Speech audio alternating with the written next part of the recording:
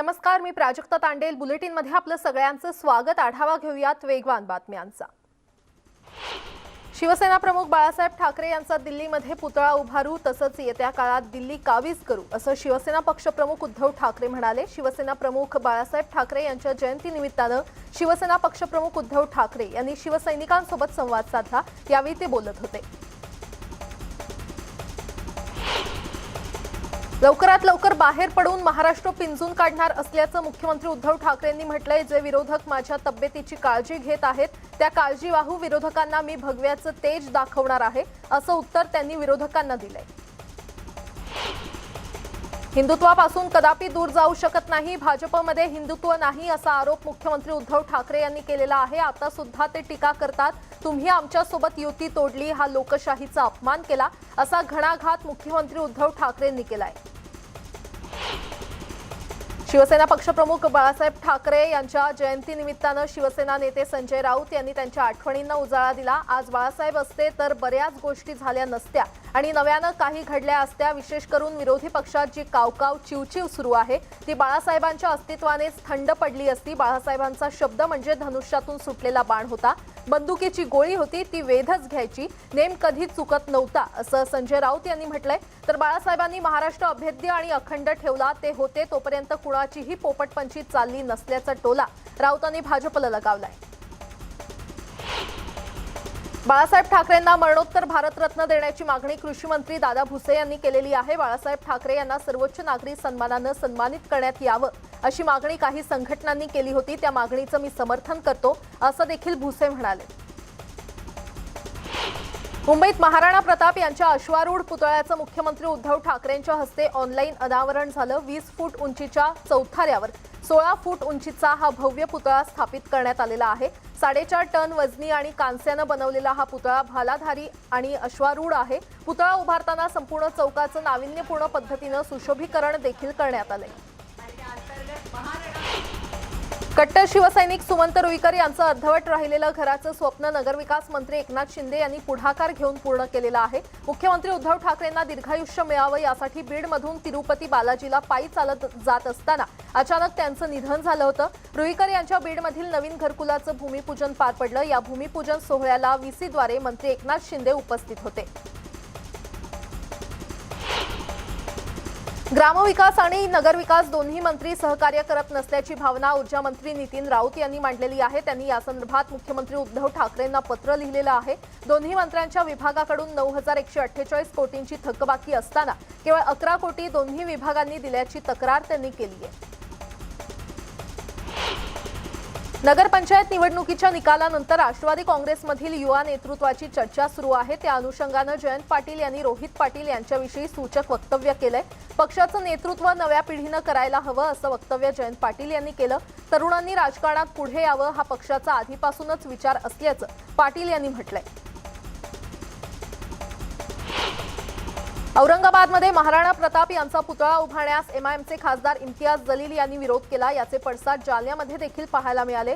जालन्यातील हिंदुत्ववादी कार्यकर्त्यांनी शहरातील छत्रपती शिवाजी महाराज पुतळा चौकात एमआयएमचे खासदार इम्तियाज जलील यांचा निषेध नोंदवला. यावेळी संतप्त कार्यकर्त्यांनी जलील आणि एमआयएम विरोधात जोरदार घोषणाबाजी केली. कार्यकर्त्यांनी खासदार इम्तियाज जलील यांच्या प्रतिकात्मक फोटोला हार घालून पायाखाली तुडवलं आणि त्याची होळी देखील केली.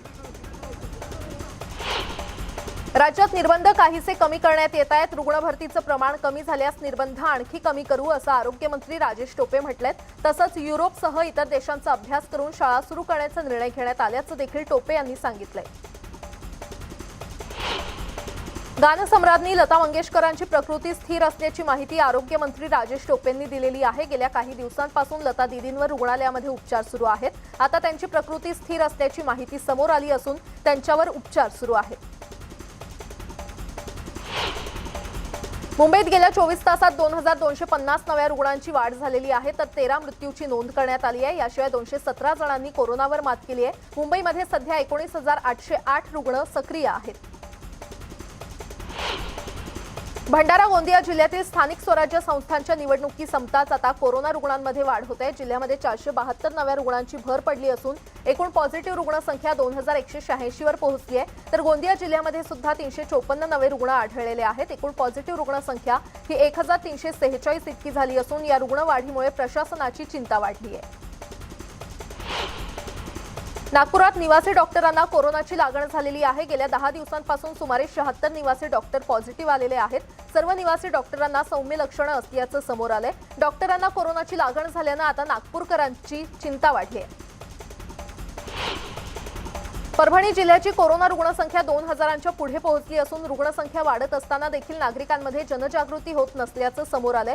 गेल्या 24 तासात 2029 नव्या रुग्णांची भर पडलेली आहे। मात्र नागरिक सर्रासपणे कोरोना नियमांची पायमल्ली करतायत, त्यामुळे प्रशासनानं नियमांची कडक अंमलबजावणी करणं गरजेचं आहे। यवतमाळ जिल्ह्यात कोरोनाचा संसर्ग वाढतोय। दररोज रुग्णांच्या संख्येत झपाट्यानं वाढ होते। प्रत्येक नागरिकानं कोविड लस घ्यावी असा प्रशासनाचा आग्रह आहे, तरी देखील नागरिक त्याकडे दुर्लक्ष करतायत। मात्र जन्मताच दृष्टी गमावलेल्या एका चिमुकलीनं डोळस भूमिका घेतलेली आहे। ही चिमुकली लहान भावाच्या सायकलवर फिरून कोरोना जनजागृती करते। भूमिका सुजित राय असं डोळस जनजागृती करणाऱ्या मुलीचं नाव आहे। यवतमाळ शहरात लहान भावासोबत सायकलवर फिरून ती जनजागृती करते। राज्यसेवा पूर्व परीक्षेचा पेपर नागपुरात फुटल्याचा आरोप अखिल भारतीय विद्यार्थी परिषदेनं केला होता। यावेळी अभाविपच्या कार्यकर्त्यांनी आंदोलन देखील केलं। मात्र पेपर फुटल्यासंदर्भात काही समाज माध्यमांमध्ये प्रसिद्ध झालेली बातमी चुकीची आहे, अशी कोणतीही घटना घडलेली नाही असं स्पष्टीकरण महाराष्ट्र लोकसेवा आयोगाकडून देण्यात आलंय।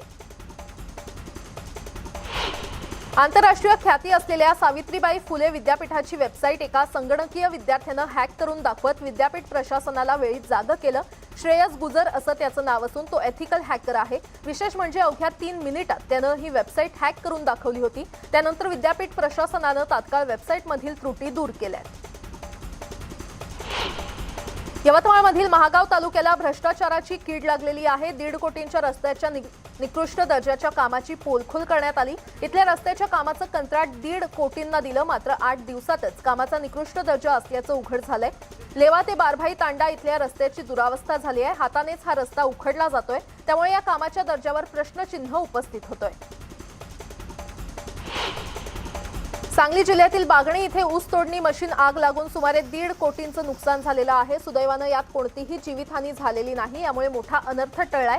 तात्यासाहेब कोरे साखर कारखाना वारणा यांच्या मार्फत बागणी येथील काळी मशीद परिसरात ऊस तोडणी मशीनच्या सहाय्यानं सुरू होती। मात्र मशीनमध्ये तांत्रिक बिघाड झाला आणि यात भीषण आग लागली।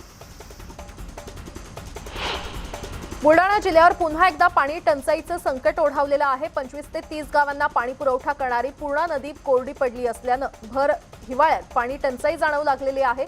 त्यामुळे आता शेतीला पाणी कसं द्यावं हा मोठा प्रश्न शेतकऱ्यांसमोर आहे। जळगावच्या धरणगाव शहरात चक्क नव्यानं बांधलेल्या घरात बनावट देशी दारू तयार करण्याचा कारखाना उभारण्यात आला होता। या बनावट दारू निर्मितीच्या कारखान्यावर राज्य उत्पादन शुल्क विभागाच्या पथकानं कारवाई करून कारखाना उद्ध्वस्त केलाय। या प्रकरणात 4 जणांना अटक करण्यात आली आहे। कुर्ला येथे असलेल्या आंबेडकर नगरमधील गरीब मोहल्ला येथे घरावर दरड कोसळून एका महिलेचा मृत्यू झालाय। लता साळुंखे असं मयत महिलेचं नाव आहे। सकाळी अचानक ही दरड खाली कोसळली तेव्हा लता साळुंखे या किचनमध्ये होत्या। अंगावर दरड कोसळल्यानं लता गंभीर जखमी झाल्या होत्या, मात्र त्यांचा उपचारादरम्यान मृत्यू झाला। मुंबईतील रेल्वे स्टेशन आणि शाळा कॉलेज उडवून देण्याचा धमकीचा मेल आलाय। ठाण्यामध्ये हा धमकीचा मेल आला असून सर्व शाळा कॉलेज बंद करा, भारतीय शिक्षण संस्था चुकीची असल्याचं या मेलमध्ये म्हटलेलं आहे। आमची हिंदूंची जिहादी संघटना असल्याचा दावा या मेलमध्ये करण्यात आलाय। दरम्यान या प्रकरणी तपास करण्यासाठी पोलिसांनी टीम तयार केलेल्या आहेत। जालन्यामध्ये एका अनोळखी युवकाचा मृतदेह सापडल्यानं खळबळ उडाली आहे। भारडी गावाजवळ शिवारात जायकवाडीच्या डाव्या कालव्याच्या वाहत्या पाण्यात हा मृतदेह सापडलाय। या प्रकरणी घातपात झाल्याचा प्राथमिक अंदाज पोलिसांनी वर्तवलाय। दरम्यान या प्रकरणी पोलीस पुढील तपास करतायत। देऊळगाव राजा मार्गावरील वाघरूळ शिवारात डोंगरामध्ये जेसीबीच्या सहाय्यानं गारगोटी या गौण खजिनाचं अवैधरित्या उत्खनन करणाऱ्या टोळीचा पर्दाफाश करण्यात पोलिसांना यश आलंय। गुप्त माहितीच्या आधारे पोलिसांनी ही कारवाई केली आहे। गारगोटीचं अवैधरित्या उत्खनन केल्याप्रकरणी पोलिसांनी 4 अटक केली आहे। नवजात बालकांना विकणाऱ्या टोळीला चंद्रपूर पोलिसांनी ताब्यात घेतलेलं आहे। या प्रकरणी चंद्रपूर आणि नागपूर येथून 5 महिलांसह एकूण 6 आरोपींना अटक करण्यात आली आहे। यातील 2 आरोपी महिला नागपुरात परिचारिका रूपात कार्यरत आहेत। दरम्यान पोलीस या टोळीच्या अन्य दुव्यांचा तपास करतायत। वाशिम जिल्ह्यातील रिसोड शहरात 1.5 कोटींहून अधिक रकमेचा प्रतिबंधित गुटखा स्थानिक गुन्हे शाखेच्या पथकानं धाड टाकून जप्त केल्यानं एकच खळबळ उडाली आहे। रिसोड शहरातील धोबी गल्ली परिसरात असलेल्या एका जुन्या बंदिस्त घरात मोठ्या प्रमाणात प्रतिबंधित गुटखा साठवला होता। या ठिकाणी स्थानिक गुन्हे शाखेच्या पथकानं धाड टाकून हा गुटखा जप्त केलाय। या कारवाईत 2 जणांना ताब्यात घेण्यात आलेलं आहे। जप्त केलेल्या प्रतिबंधित गुटख्याची किंमत ही 1.5 कोटी रुपयांहून अधिक असून पोलीस पुढील तपास करतायत। पिंपरी चिंचवड परिसरात अचानक धूळ मिश्रित सुसाट वारा वाहू लागल्यानं नागरिकांना त्याचा त्रास जाणवू लागला। दुपारनंतर या वादळाची तीव्रता वाढत गेली। दरम्यान धुळीची चादर शहरभर पसरलेली पाहायला मिळाली। यामुळे प्रवास करताना डोळ्यांना खाज आणि मोकळा श्वास घ्यायला त्रास होत असल्याचं नागरिकांनी सांगितलं। रत्नागिरी जिल्ह्यातील दापोलीमध्ये काही काळासाठी धुळीचे दृश्यमानता वाढली होती, तर अरबी समुद्रात वादळ सदृश्य परिस्थिती निर्माण झाल्यानं बोटी किनाऱ्यावर आल्या। कोकणामध्ये काही ठिकाणी हलका पाऊस झाला। त्यानंतर आलेल्या धुळीच्या वादळामुळे इथले नागरिक हैराण झाले।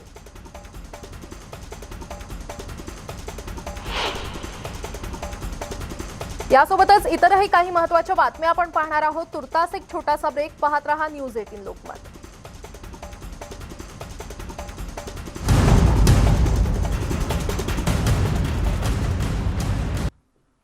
ब्रेक नंतर आपलं पुन्हा एकदा स्वागत आणि आता आढावा उर्वरित बातम्यांचा।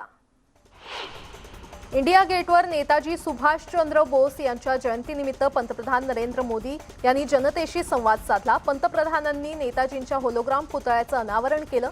नेताजींनी आपल्याला स्वतंत्र आणि सार्वभौम भारताचा विश्वास दिला। हा पुतळा स्वातंत्र्याच्या महान नायकाला कृतज्ञ राष्ट्राकडून श्रद्धांजली असल्याचं पंतप्रधान यावेळी म्हटलेलं आहे। नेताजी सुभाषचंद्र बोस यांचा हा पुतळा आपल्या पिढ्यांना राष्ट्रीय कर्तव्याची जाणीव करून देईल, असं देखील नरेंद्र मोदींनी यावेळी म्हटलं।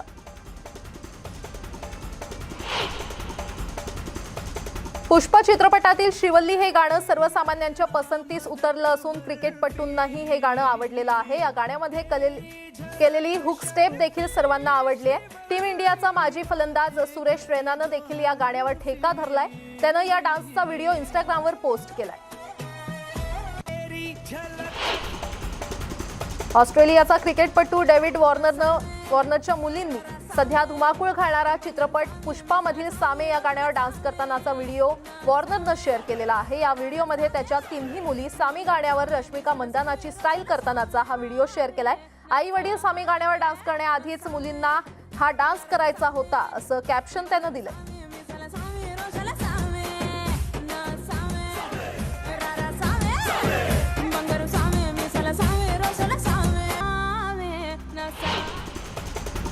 पुष्पा चित्रपटाची सध्या सर्वत्र चर्चा असतानाच या चित्रपटात दाक्षिणात्य अभिनेत्री समांथा रुथ प्रभूनं साकारलेलं ओ अंटावा हे गाणं धुमाकूळ घालतंय। या गाण्यावर बिग बॉस फेम उर्फी जावेदनं गाण्यावर डान्स केलेला आहे। तो व्हिडिओ सोशल मीडियावर व्हायरल झालाय। उर्फी तिच्या फॅशन सेन्ससाठी ओळखली जाते, मात्र उर्फीचा हा डान्स व्हिडिओ पाहून तिचे चाहते खूपच कौतुक करतायत।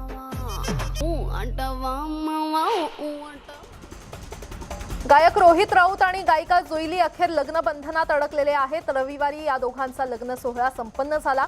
त्यांच्या लग्न सोहळ्याचे अनेक फोटो सोशल मीडियावर व्हायरल होत आहेत।